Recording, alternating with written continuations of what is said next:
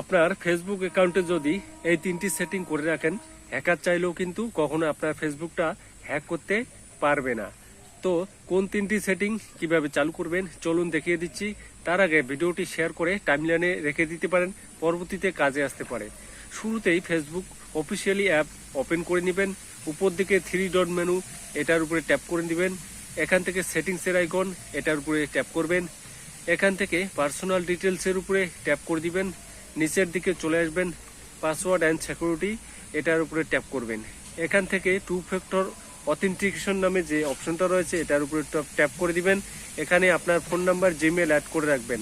Number 2 personal details, এটার উপরে tap করবেন। নিচের দিকে চলে আসলে আবারও পার্সোনাল ডিটেলস, এটার উপরে ট্যাপ করবেন। এখান থেকে কানেক্ট ইনফোতে আপনার ফোন নাম্বার এবং জিমেল অ্যাড করে রাখবেন। নাম্বার 3 আবারও পার্সোনাল ডিটেলসে ট্যাপ করবেন।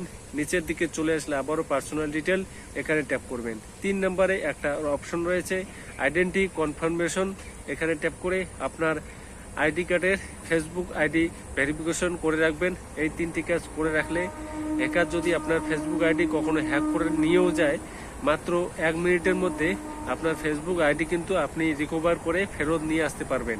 ভিডিও ভালো লাগলে অবশ্যই শেয়ার করে দিবেন। কমেন্ট বক্সে আপনার মতামত অবশ্যই জানিয়ে যাবেন।